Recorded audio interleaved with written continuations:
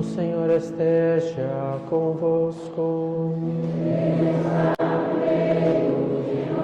Proclamação do Evangelho de Jesus Cristo, segundo Marcos. Glória a vós, Senhor.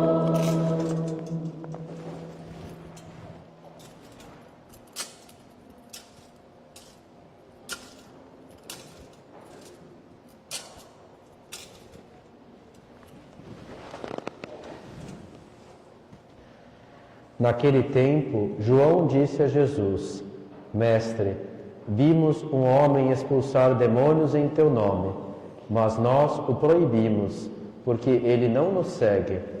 Jesus disse: Não o proibais, pois ninguém faz milagres em meu nome para depois falar mal de mim. Quem não é contra nós é a nosso favor. Em verdade, eu vos digo, quem vos der a beber um copo de água, porque sois de Cristo, não ficará sem receber a sua recompensa. E se alguém escandalizar um destes pequeninos que creem, melhor seria que fosse jogado no mar, com uma pedra de moinho amarrada ao pescoço. Se tua mão te leva a pecar, corta-a. É melhor entrar na vida sem uma das mãos, do que tendo as duas ir para o inferno, para o fogo que nunca se apaga. Se teu pé te leva a pecar, corta-o. É melhor entrar na vida sem um dos pés, do que tendo os dois ser jogado no inferno. Se teu olho te leva a pecar, arranca-o. É melhor entrar no reino de Deus com um olho só, do que tendo os dois ser jogado no inferno, onde o verbo deles não morre e o fogo não se apaga. Palavra da salvação.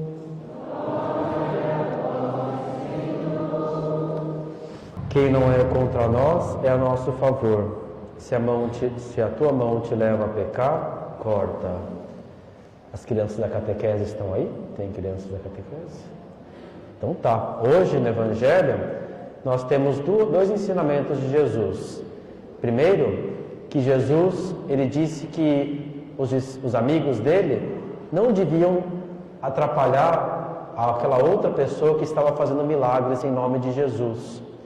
Significa que Deus pode dar dons para muitas pessoas e a gente não pode ter inveja dos outros. A gente tem que se alegrar com as coisas boas que Deus torna os outros capazes de fazer. Quando alguém consegue fazer uma coisa boa, a gente deve se alegrar com isso e não achar que é uma ameaça para nós. Mas é bom que muita gente saiba ter dons preciosos e bons e fortes. Também Jesus nos pede que na hora de ir contra o mal, que a gente tem que se afastar, de verdade, de tudo aquilo que nos faz mal. Tem coisa que é perigosa e que a gente tem que se afastar bastante. Vocês vão ouvir os pais de vocês falando que tem certas coisas, ou até certos tipos de pessoa, que a gente não pode nem ficar muito perto, porque são pessoas que nos levam para o mal, ou situações que nos levam para o mal. E com o mal, a gente não deve ficar perto, a gente não deve ficar brincando com o que é perigoso e com o que faz mal para nós. Seja a criança ou seja o adulto, porque o adulto também é fraco, igual uma criança, né? E tem coisas que fazem mal para a gente e que a gente também tem que ficar longe. Jesus nos ensina isso, de a gente ficar longe com força daquilo que é perigoso e do que faz mal para nós. Hoje nós comemoramos a festa dos 3 grandes arcanjos. A missa é a missa do domingo, né? Mas a gente pode falar uma palavrinha sobre os 3 arcanjos. São os únicos 3 que a gente sabe o nome. A Bíblia fala o nome de 3 anjos. Tem milhares e milhares. O Catecismo nos ensina que nós não estamos sozinhos neste mundo, nem mesmo só com os animais ou com as plantas, mas que existem seres perfeitíssimos, espirituais, que não têm um corpo e que estão debaixo das ordens de Deus, são servidores de Deus e que estão a serviço. Eles são poderosíssimos, mas eles são servidores. Todo anjo, ele é um servidor. E a gente conhece o nome de 3. Tem milhares e milhares. Cada um de nós tem um anjo da guarda. Nós vamos comemorar a memória do anjo da guarda no dia 2 de outubro. Mas nós hoje comemoramos aqueles 3 que nós sabemos o nome, porque estão revelados na Sagrada Escritura. São Miguel Arcanjo e também São Rafael e São Gabriel. São os três. O nome Miguel significa quem é como Deus. E diz a Bíblia que foi ele que se opôs diretamente ao inimigo da nossa salvação, o diabo Satanás. Porque diz lá a Bíblia que Satanás quis ser, na sua arrogância, se levar ao céu, e a ele São Miguel responde, mas quem é como Deus? Ninguém é como Deus. E essa é a força dele, ele é o combatente contra as forças do mal. E nós devemos pedir sempre a proteção dele. Também São Rafael. Rafael aparece no livro de Tobias, é um livro muito bonito para quem quiser ler. Rafael significa Deus cura. E Gabriel significa força de Deus. Desses três anjos, a gente pode ver, cada anjo ele mostra um aspecto da grandeza de Deus. São Miguel, ele mostra que Deus é forte. Ele é poderoso contra o mal. Deus não é impotente contra o mal, mas ele é mais forte que o diabo e que o mal, e que ele combate, e que ele é poderoso e forte. E, mais ainda, que pela intercessão dele, ele também nos faz fortes contra o mal e nos torna capazes de combater também. Deus Pai é um Pai forte, ele não é impotente perante o mal. E São Miguel nos revela isso, a força de Deus contra o mal. São Rafael é aquele que mostra que Deus, apesar de ser forte, que ele cura. Bom, e São Gabriel significa que Deus é humilde. Gabriel significa isso, porque ele é o anjo da encarnação. É Gabriel que anuncia onde Deus se fez pequeno, onde ele se fez humilde no seio da Virgem Maria. Ele é forte, ele cura, ele é humilde. Ele nos faz fortes, ele nos cura e ele também nos faz humildes, como Gabriel. No Evangelho de hoje, a gente se surpreende com a tolerância de Jesus no início e a intolerância no fim do Evangelho. No início, os discípulos encontram um homem que expulsava demônios em nome de Jesus. E Jesus não quer que o proíbam. Inclusive, ele diz que quem não está contra nós está a nosso favor. Depois, Jesus dá muitos ensinamentos de como que a gente deve ser radical e romper com o pecado e até com as coisas que nos levam para o pecado. Se tua mão te leva a pecar, se teu olho te leva a pecar. Um jeito simples de ler esse Evangelho é assim. A gente deve ser pacientes com os outros e conosco mesmo a gente deve ser exigente. Isso é algo que vale de maneira geral para nós. Mas não é só isso, porque a gente também tem que ter paciência conosco mesmo, porque Deus também é paciente conosco.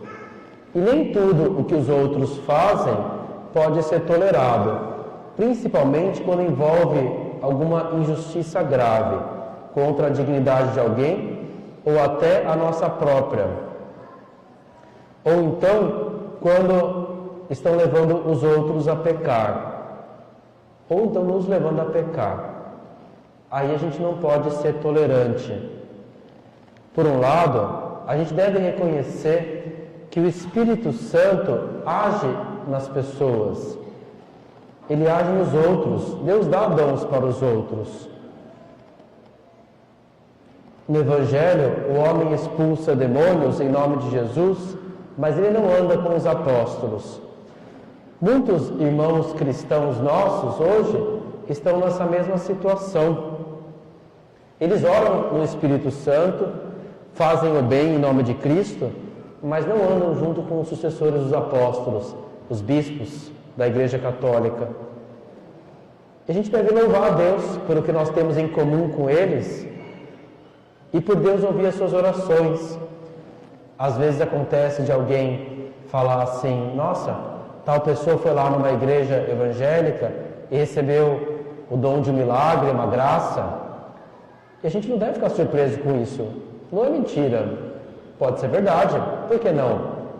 Deus escuta as orações de todo aquele que pede com fé. Isso deve nos ajudar a nós a termos também fé quando nós pedimos. Nós não temos nenhum problema com Deus ouvir uma oração sincera de quem quer que seja. A gente, inclusive, deveria ficar feliz com isso. Moisés, na primeira leitura, não tinha nenhum problema com o Espírito Santo ser derramado sobre dois que estavam fora do grupo inicial. Se a gente ouve de milagres ou de orações ouvidas de irmãos que estão longe da igreja, a gente nem deve ficar surpreso. Deus ouve toda oração feita com fé e com sinceridade.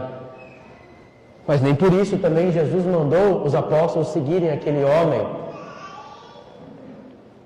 Na segunda parte, o Senhor exige radicalismo para romper com o pecado.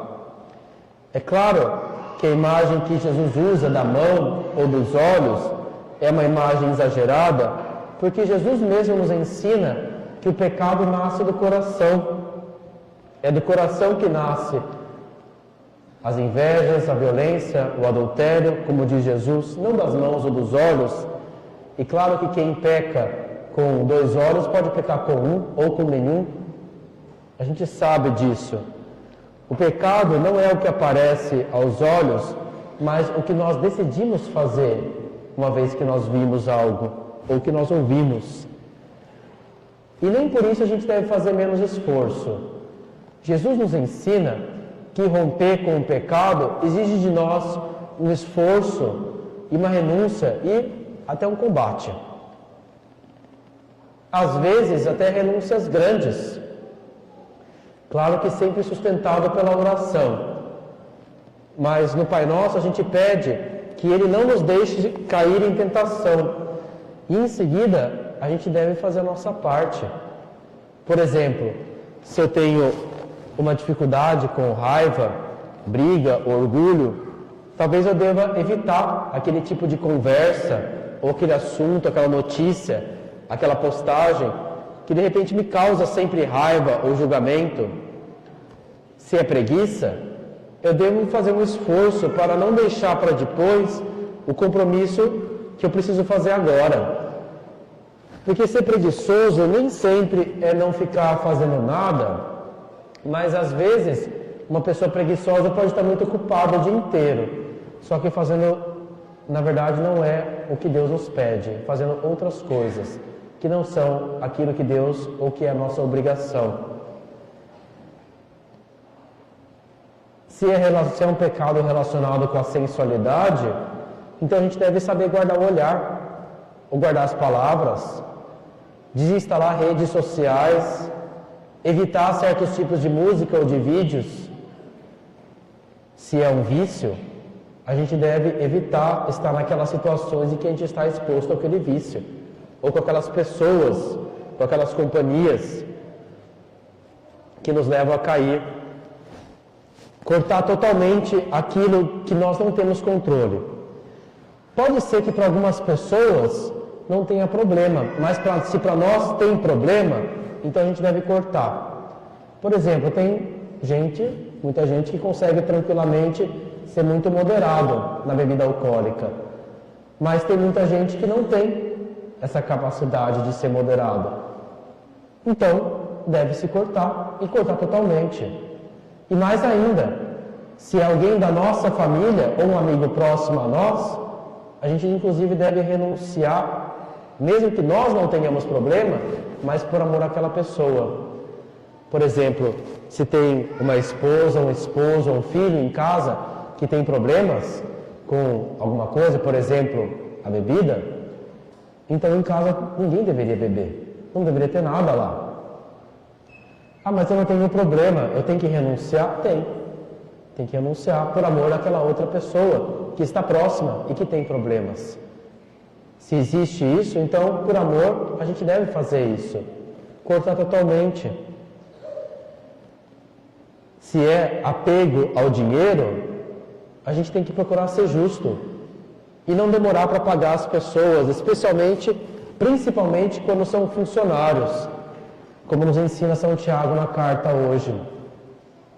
Esse é um daqueles pecados que o Catecismo ensina, que clama a Deus por justiça aos céus, de não pagar o salário dos funcionários porque pode ser que seja o seu único sustento.